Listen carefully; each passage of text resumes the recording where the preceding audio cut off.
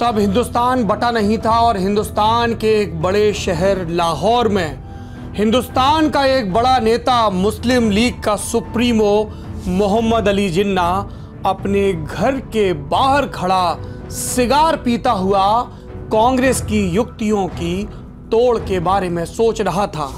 उसका सोचना रुक गया। उसको जोर का दर्द हुआ। नहीं, जिन्ना बीमार नहीं था। दरअसल जिन्ना के माथे पर जोर से गेंद लगी थी, हॉकी की गेंद। और जिस लड़के ने 13 साल की उम्र के लड़के ने, सिख लड़के ने उनको ये गेंद मारी थी, उसका नाम मनमोहन था।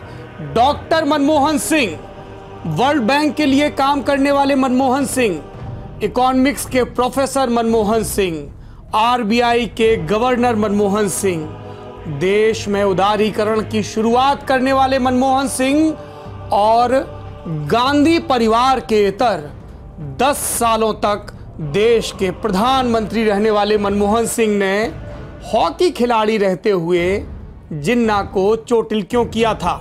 नमस्कार, मैं हूं सौरभ द्विवेदी और आप देख रहे हैं दी लल्लनटॉप.com के पॉलिटिकल किस्सों का गुटका एडिशन।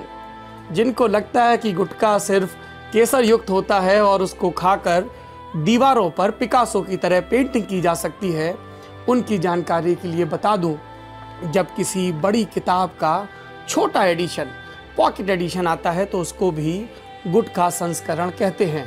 रामचरितमानस के संदर्भ में ये बात बार बार कही जाती है, मानस की छोटी प्रति के लिए। तो ये पॉलिटिकल किस्सों का गुटका एडिशन क्यों है? क्योंकि बीते दिन बेंगलुरु में कांग्रेस के लिए प्रचार करते हुए डॉक्टर मनमोहन सिंह ने खुद जिन्ना से जुड़ा ये किस्सा सुनाया। छोटा सा किस्सा जो मजे के अंदाज में बताया गया। बकौल मनमोहन सिंह, मेरा परिवार विभाजन के पहले अब जो पाकिस्तान के हिस्से में पंजाब है उसमें रहा करता था। मैं लाहौर में जूनियर कॉलेज की पढ़ाई कर रहा था। 13 बरस मेरी उम्र थी। साल 1945 का था। कॉलेज के ग्राउंड में हम लोग हॉकी खेल रहे थे। मैंने गोल पोस्ट की तरफ एम करते हुए ज़ोर से हिट लिया, लेकिन हिट सही दिशा में नहीं गया। वो उड़ता हुआ गया और मैदान के बगल में जिन्ना का बंगला था, जहाँ पर वो बरामदे में खड़े हुए थे, और सीधा उनके माथे पर जाकर लगा। पत्रकारों ने कहा, ओह, तो फिर जिन्ना पर हमला करने वाले नरेंद्र मोदी या जवाहरलाल नेहरू, उनके भी पुरखों के पुरखे, पहले प्रधानमंत्री, इकलौते व्यक्ति नहीं हैं। आपने भी जिन्ना पर हमला किया है और आज़ादी मिलने से 2 बरस पहले किया है। मनमोहन सिंह अपनी चिरपरिचित मुस्कान के साथ शांत हो गए। जिन्ना के सवाल पर शांत हुए, नरेंद्र मोदी की सरकार पर शांत नहीं हुए। 3 पन्ने का खर्रा जारी किया गया, जिसमें तमाम मोर्चों पर नरेंद्र मोदी की सरकार को असफल बताया गया। मैं जब भी मनमोहन सिंह के बारे में सोचता हूँ बतौर प्रधानमंत्री, मुझे उनकी आखिरी प्रेस कॉन्फ्रेंस याद आती है।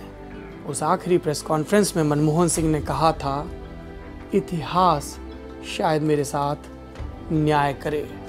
इतिहास की बात इतिहास जाने।